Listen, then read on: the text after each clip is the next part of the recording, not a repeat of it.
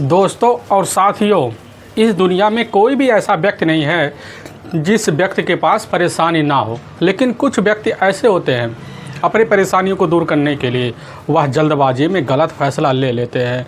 लेकिन जब उनको होश आता है, पता लगता तो उनकी तो दुनिया तो अब उजड़ चुकी है।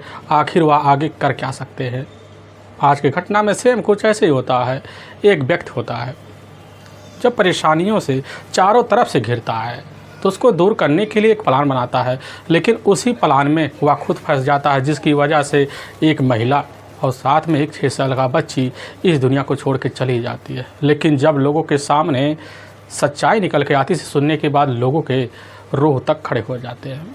आखिर क्या था इसकी घटना में, इस घटना में क्या हुआ, इस घटना की आप पूरी तह तक सच्चाई जानने के लिए इस वीडियो को आप लास्ट तक ज़रूर देखिएगा। नमस्कार दोस्तों, मैं प्रदीप कुमार आपको इस स्टोरीबाज चैनल पे मैं स्वागत करता हूं। दोस्तों आज की यह जो सच्ची घटना है, यह घटना सुनाने से पहले मैं आपसे छोटा सा रिक्वेस्ट करता हूं, क्योंकि आप अगर इस चैनल पर नए आए हुए, पहली बार आए हुए हैं, तो एक बार जाकर आप अपने इन्हीं प्यारे हाथों से आप इस चैनल को सब्सक्राइब ज़रूर कर लीजिएगा, ताकि आपकी वजह से इम्पोर्टेंट होने के नाते यह जो वीडियो है यह काफ़ी लोगों तक पहुंचाया जा सके, और इसके लिए हम आपके तहे दिल से शुक्रगुजार रहेंगे। दोस्तों आज की यह जो सच्ची घटना है, यह घटना ठीक उत्तर प्रदेश की राजधानी है लखनऊ, और ठीक उसी में ही एक मलिहाबाद थाना पड़ता है। मैं बात कर रहा हूँ ठीक 17 जनवरी से। एकदम सुबह का टाइम होता है, तो उसी वक्त मलिहाबाद के ही जो बीट पर भारी होते हैं, एएसआई अधिकारी होते हैं, अमन श्रीवास्तव के पास एक व्यक्ति के द्वारा जानकारी मिलती है कि ठीक ईसापुर जो गांव है, उसी गांव में एक महिला जिसकी उम्र 28 साल के आसपास है, और ठीक उसकी अपनी बेटी जिसकी उम्र 6 साल के आसपास है, दोनों की अपने ही घर में बड़ी बेरहमी तरीके से हत्या की जा चुकी है। अब इधर अमन श्रीवास्तव जैसे ही हृदय विदारक घटना के बारे में जानकारी पाते तुरंत ही पूरी तरह से हिलस आ जाते हैं, और उसी वक्त इसकी जो सूचना होता है अपने से बड़े अधिकारी और साथ में कुछ इंस्पेक्टरों को भेजवा देते हैं, और तुरंत अपने दल बल टीम को लेते हैं, और लेने के बाद बिना टाइम गवाए जिप्सी लेकर अब इधर ईसापुर गाँव में पहुँचते हैं। तो गाँव के बाहर एक बाग होता है, उसी बाग में एक घर होता है, उसी घर के करीब लोगों का जमावड़ा लगा होता है। अमन श्रीवास्तव सर अब जैसे ही गांव के लोगों का जमावड़ा देखते समझ जाते कि बस करो, जो घर है यही घर है, और दंदना कर अंदर घुस जाते हैं। देखते हैं दरवाजे के करीब जो होता है एक महिला पूरी तरह से खून से लथपथ अवस्था में ज़मीन पर पड़ी हुई है, और ठीक उसी के बगल में, उसी के पैर के दाहिने छोर पर इधर एक बच्ची जिसकी उम्र 6 साल के आसपास होती, वह भी पूरी तरह से खुशीन से लथपथ अवस्था में पड़ी होती है। यह नज़ारा देखकर अमन श्रीवास्तव सर पूरी तरह से हिलस आ जाते हैं। काफ़ी लोग वहाँ होते हैं, काफ़ी लोगों को देख पुलिस की टीम समझ जाती है जो मामला है यह गंभीर है, क्योंकि लोगों की आंखों में आंसू जमे होते हैं। जो टीम होती है दोनों बॉडी की जानकारी जब लेना शुरू कर देती है, पता चलता है यह जो महिला है जिसका नाम गीता है, अब इसकी अपनी ही बच्ची है दीपिका, जिसकी उम्र 6 साल के आसपास है। लेकिन पुलिस की टीम जब वहाँ लोगों से पूछताछ करती है, जानकारी यही मिलती है कि दीपिका का अपना पति है प्रकाश, जो मुंबई में ही मौके पर अपने परिवार की जिम्मेदारी उठाकर वहाँ पर कमाई कर रहा है। पुलिस की जो टीम होती है उसी वक्त इसकी जो सूचना होता है अब मुंबई में रह रहे प्रकाश को भेजवा देती है। लेकिन उसी वक्त पुलिस की जो टीम होती है दोनों को बॉडी को वही पंचनामा भरती है, और भरने के बाद उठाकर अपने ही जो नज़दीकी सरकारी अस्पताल होता है उसी में पोस्टमार्टम के लिए भेजवा देती है। इधर पुलिस की टीम सबसे पहले इस केस की छानबीन करने के लिए अपने थाने आती है, और थाने आने के बाद पुलिस की टीम जो होती है इधर जब इस केस की जानकारी लेने के लिए निकलती तो सबसे पहले इसकी जो सूचना होता है डॉग स्क्वाड की टीम को भेजवा देती है, और फोरेंसिक टीम को भेजवा देती है। दोपहर के लगभग 12 बज जाते हैं। ईसापुर गांव में पुलिस की टीम पहुंचती है। डॉग स्क्वाड की टीम में खोजी कुतिया होती है, वह जो खोजी कुतिया होती है मौके पर घटनास्थल का सूंघ के वहीं से निकलती 20 मीटर दूर जाती है। एक रेलवे ट्रक होता है वहीं खड़ी हो जाती है और बड़ी तेज़ से भौंकने लग जाती, फिर वापस आ जाती है। पुलिस की टीम जब जाती है उस रेलवे ट्रक के करीब, देखती है गलियारा दिख रहा है। पुलिस की टीम समझ जाती है कि बस करो, हत्यारा जो भी होगा इसी रेलवे ट्रक के सहारे जो होता है गीता के घर में आएगा, और इसके बाद उसके साथ और उसकी बच्ची के साथ इस तरह की कंडा करके यहाँ से फरार हो गया। पुलिस की जो टीम होती है, जब परिवार वाले के बारे में जानकारी लेते थे, पता चलता है कि इधर गीता का अपना जो मायका होता है, या ठीक मायका यहाँ से लगभग कुछ ही दूर पड़ता है, इधर रहीमाबाद थाने में जो दिलावर नगर पड़ता है, वहीं के रहने वाले होते हैं सिद्धार्थनाथ कनौजिया। पुलिस की टीम जैसे सिद्धार्थनाथ कनौजिया के बारे में जानकारी पाती है, उसी समय उनको भी सूचना भेजवा देती है।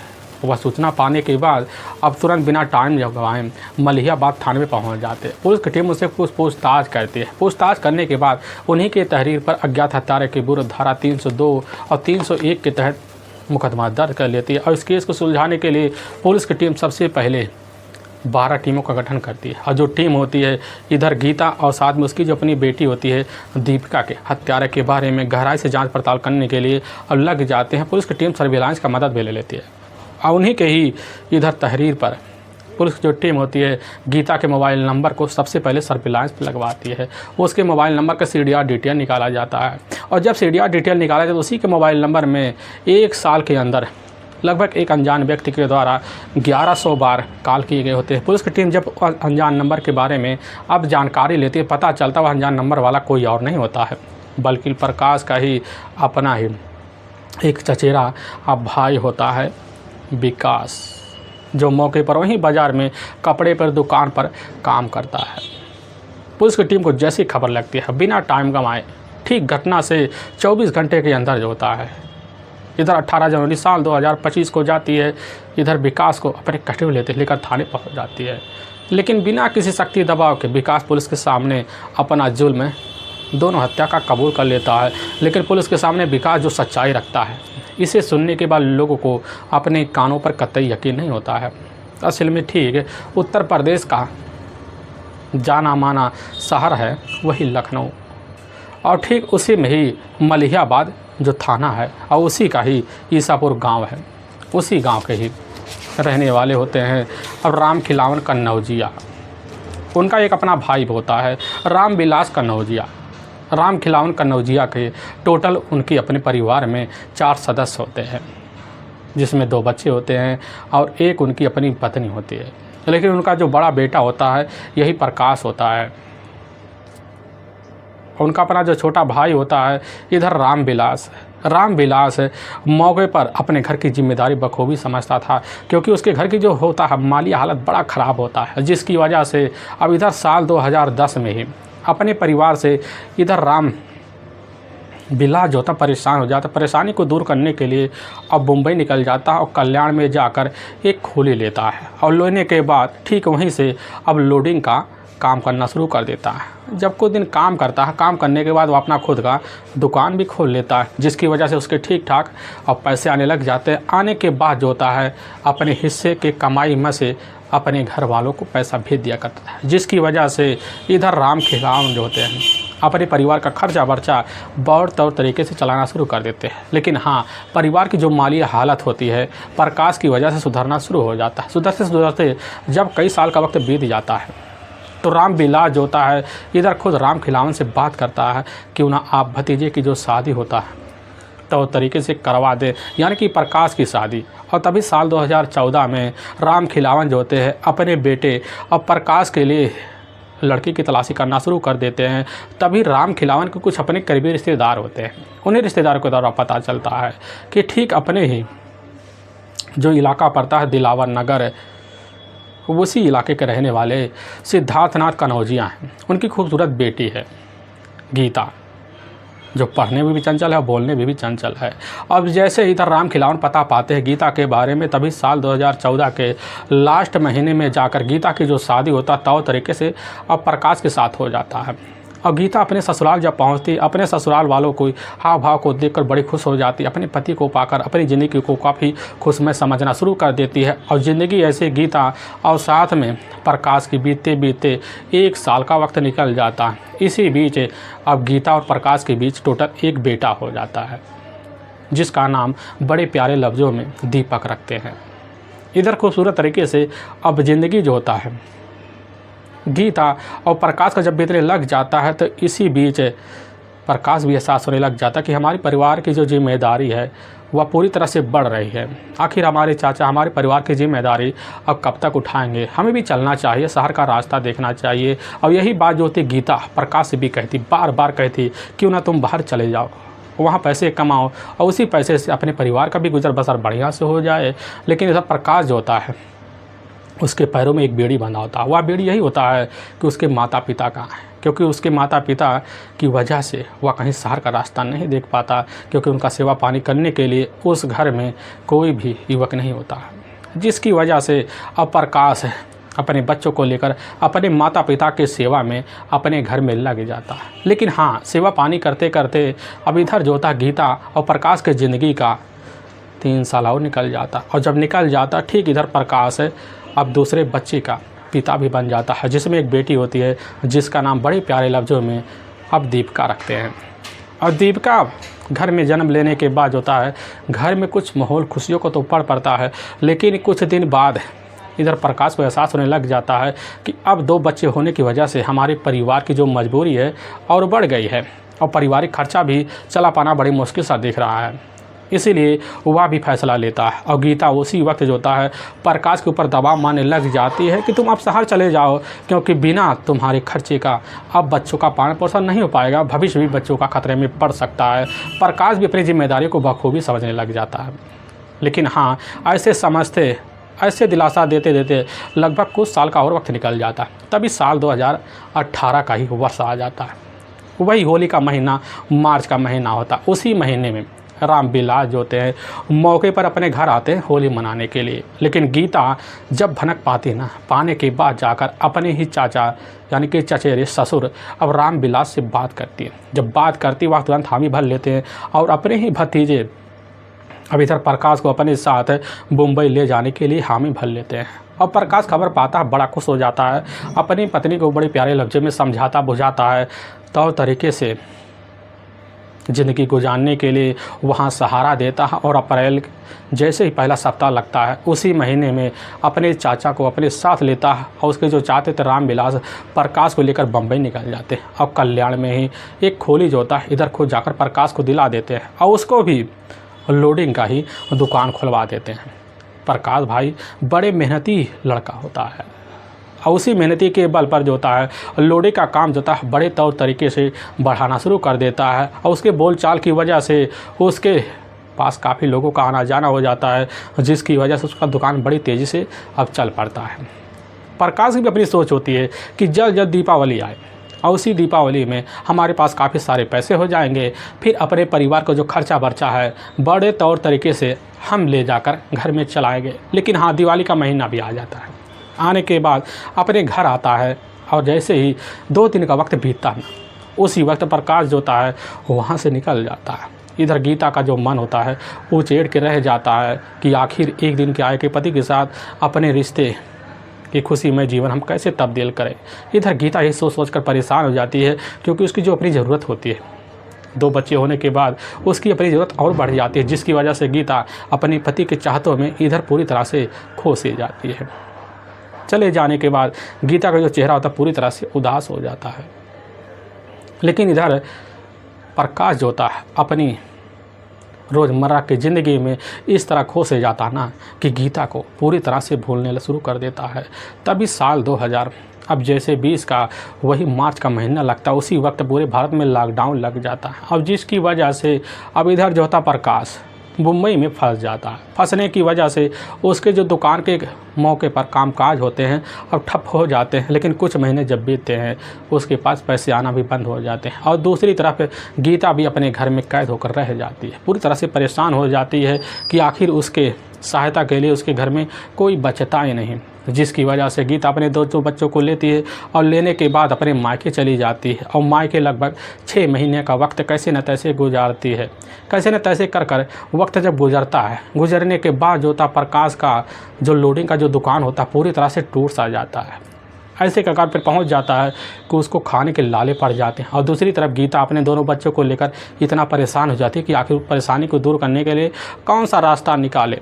तभी इसी बीच प्रकाश के जो अपने पिता होते हैं उसी बीच प्रकाश की पत्नी को अपने घर से निवाला निकलवा देते हैं, और वह जाती है। ठीक है, अपने गांव के बाहर एक मकान होता है जो प्रकाश के अपने चाचा और साथ में उसके अपने पिता मिलकर बनवाए हुए थे। उसी में जाकर गीता अपने दोनों बच्चों को लेकर अब रहना शुरू कर देती है। और जब रहने लग जाती है तो अपने पति के पास फ़ोन कर देती कि आखिर हमारा भी निवारण करो, हम भी यहाँ रहकर काफ़ी ज़्यादा परेशान हो गए हैं कि आखिर अपने दोनों बच्चों का सेवा पानी कैसे करें, हमारे पास पैसे भी नहीं बच रहे हैं या हमारा कोई सहायता करने वाला भी नहीं है। तभी इसी बीच प्रकाश को ध्यान आता है क्यों ना अपने ही चाचा राजेश का ही जो अपना उनका बेटा है विकास का मदद लिया जाए। और उसी वक्त विकास से बात करता है कि तुम जाकर ना अपने चाची और अपने दोनों भतीजे का तो तरीके से एक बार सेवा पानी कर दो, क्योंकि कुछ महीने के लिए हमारी यहाँ मजबूरी बनी हुई है और जैसे ही हमारे पास हाथ में पैसे आएंगे ना तो हम तुम्हारे पास पैसे भेज देंगे। यह बात जब सुनता है विकास उसी समय अपनी चाचा और प्रकाश की बात मान लेता है। और दूसरी तरफ प्रकाश जो होता है अपनी पत्नी गीता को तो तरीके से समझाते बुझाते कहने लग जाता है कि देखो, अगर तुम्हें किसी भी चीज़ की ज़रूरत हो, कहीं भी आना जाना हो, तुरंत अपने ही भतीजे अब जो होता है विकास की मदद ले लेना। इसमें कोई संकोच की बात नहीं है। गीता भी समझ जाते कि आगे हमें अब करना क्या है।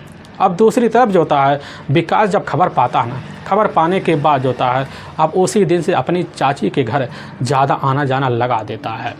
जहाँ भी इधर गीता को आना जाना होता बाइक से तुरंत विकास को कॉल करती, विकास तुरंत ही भागता दौड़ता आता, फिर अपनी चाची को अपनी बाइक पे बैठाता, बाजार ले जाता, सर सपाटा कर कर उनको अपने घर पहुंचा देता। इधर विकास की इस काम को देखकर गीता भी बड़ी खुश हो जाती है।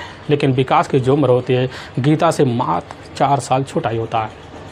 धीरे धीरे विकास और गीता का इतना करीबी बन जाता है कि दोनों अपने चाची और भतीजे का जो रिश्ता होता है पूरी तरह से भूल बैठते हैं। वह यही समझते हैं कि बस करो, अपनी जो ज़रूरत है वह ज़रूरत हमें बढ़ाना चाहिए। क्योंकि गीता का जो अपना पति होता है लगभग 2 साल से उसे सुख देने के लिए पूरी तरह से वंचित कर देता है, जिसकी वजह से गीता अब रात का सुख तलाशने के लिए भी पहले से पड़ी होती है। इसी बीच उसके नज़र में इधर जाकर विकास आ जाता है। लेकिन जब विकास आता ना, विकास के आने के बाद गीता का जो और लोग लगाव होता है अब जाकर विकास के ऊपर पड़ जाता है।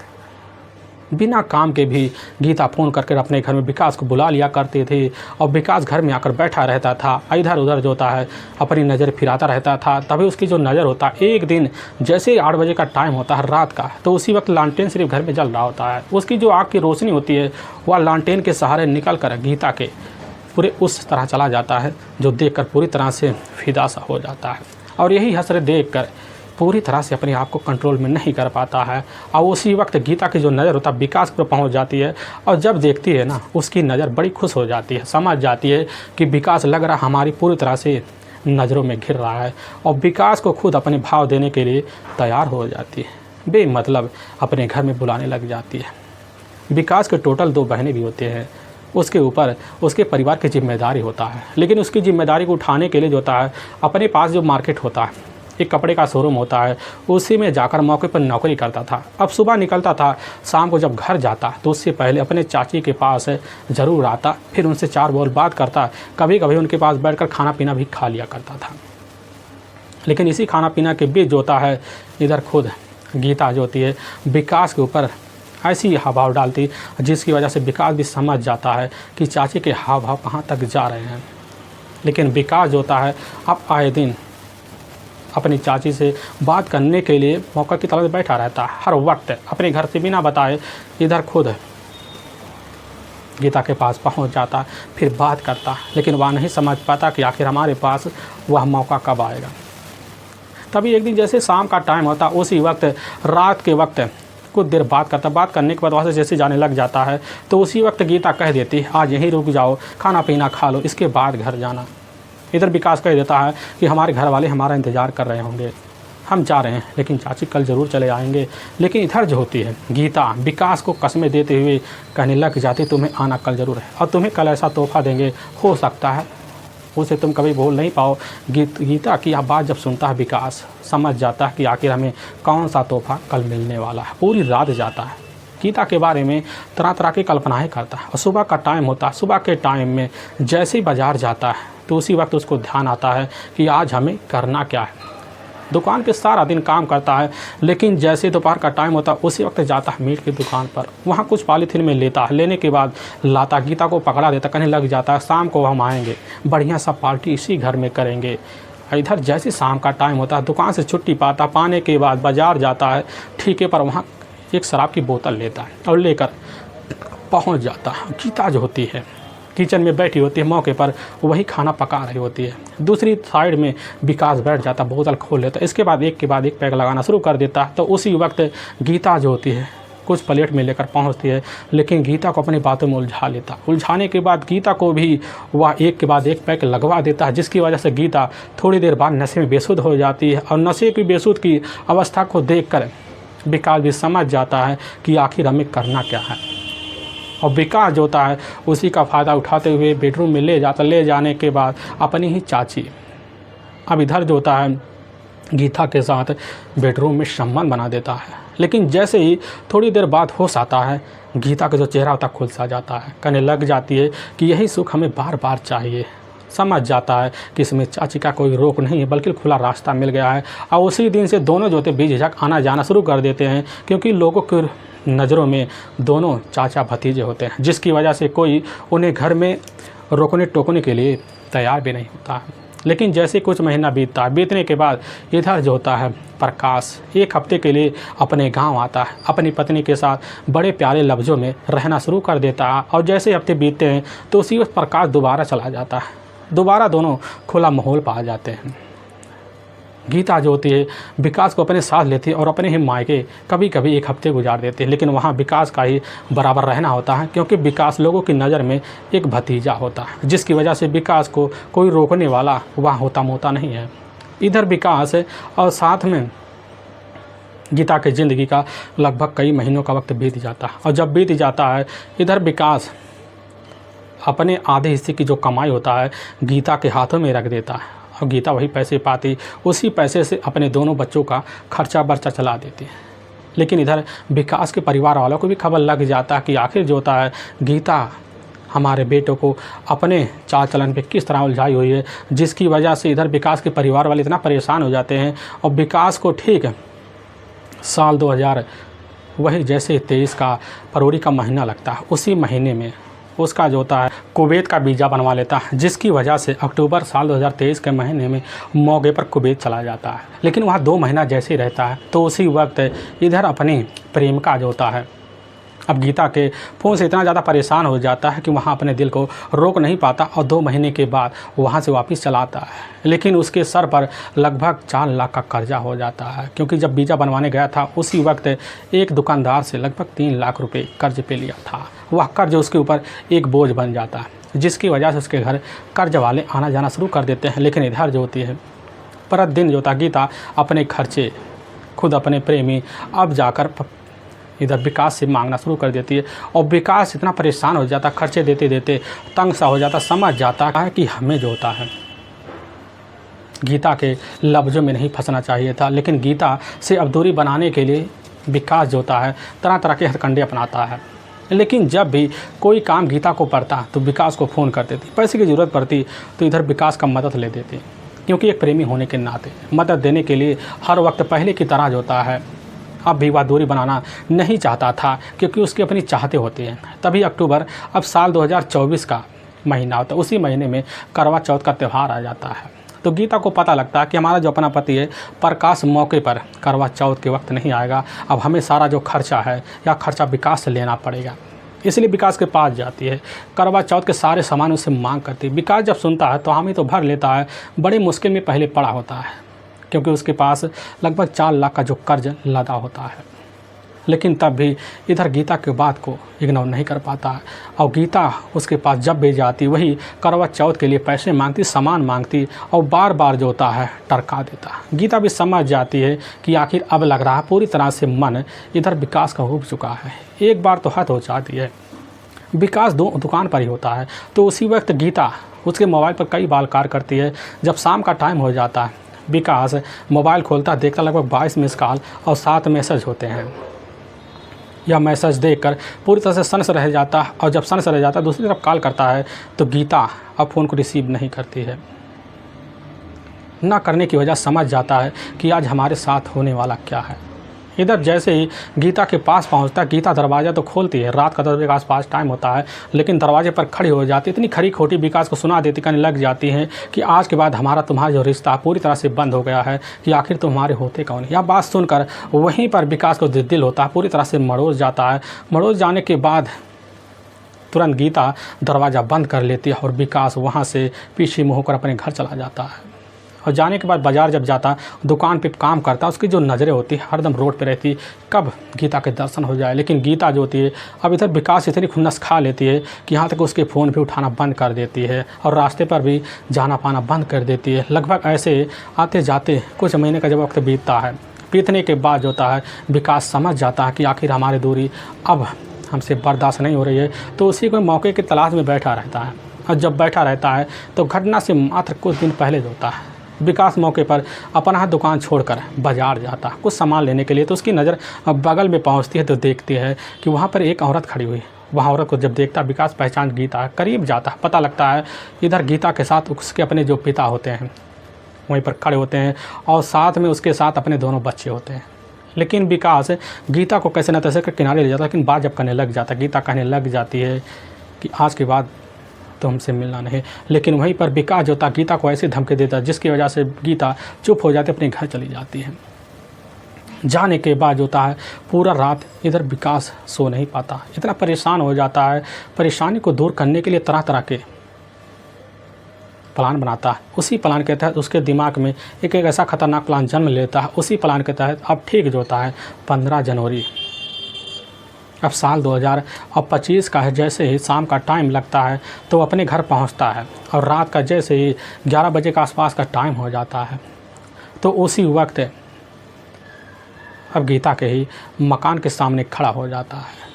तो देखता है खंबा, उसी खंबे के सहारे गीता के कमरे में घुस जाता है। और जब घुसता है तो देखता है गीता का जो मेन दरवाज़ा मौके पर बंद होता है। बाहर जो होता है गीता का नाम लेकर कई बार आवाज़ लगाता है, लेकिन गीता किसी बात का रिस्पॉन्स करके भी जवाब नहीं देती है। लेकिन जैसे ही बगल में उसकी नज़र पड़ता है, देखता किचन है, उसी किचन में जाता है, काफ़ी बर्तनें इधर उधर फेंकता है ताकि अब भी गीता गुस्सैल होकर बाहर हमें दर्शन दे।